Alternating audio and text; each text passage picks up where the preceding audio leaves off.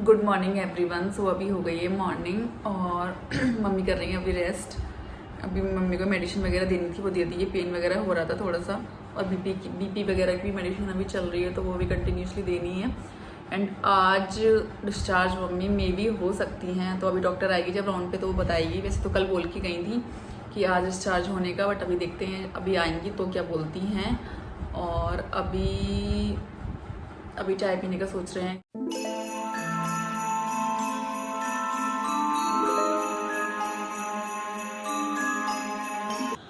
यहाँ पर दीदी जो हैं वो मम्मी को चाय एंड बिस्किट खिला रही थी, क्योंकि एक मम्मी को कोई दवाई देनी थी, तो हमने कहा थोड़ा सा खिला देते हैं। उसके बाद फिर मम्मी दवा वगैरह ले चुकी थी और यहाँ पर मम्मी कर रही थी रेस्ट, तो बस मैंने वही थोड़ा सा रिकॉर्ड कर लिया।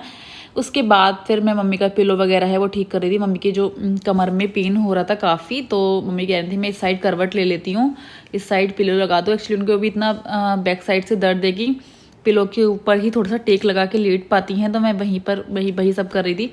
उनको वही तकिया वकिया लगा रही थी ताकि उनको आराम से थोड़ा सा करवट भी ले लें और थोड़ा सा उनको अच्छा भी लगेगा।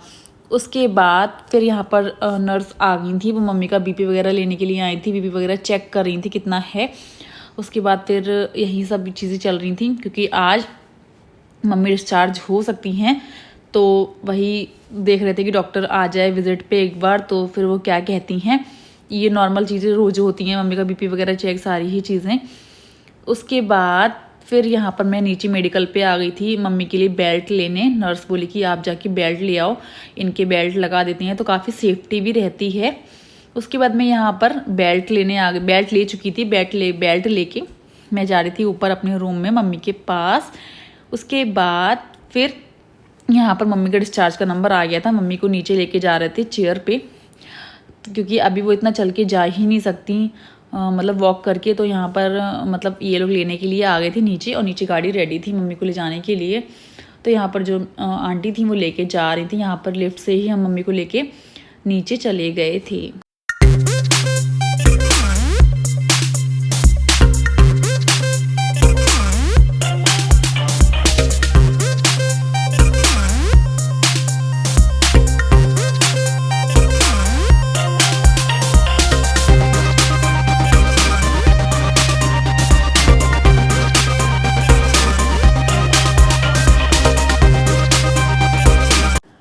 यहाँ पर हम लोग कार में थे, और आज मम्मी को इतना अच्छा लग रहा था, क्योंकि आज जा रही थी मम्मी घर। हॉस्पिटल में सीरियसली बहुत अजीब लगता है, मजबूरी में सबको जाना पड़ता है, बट क्या कर सकते हैं, दिक्कत ही ऐसी थी। आज हम लोग जा रहे थे घर, तो मुझे भी काफ़ी अच्छा लग रहा था, और मम्मी भी आज बहुत खुश थी कि आज घर जा रही हैं वो।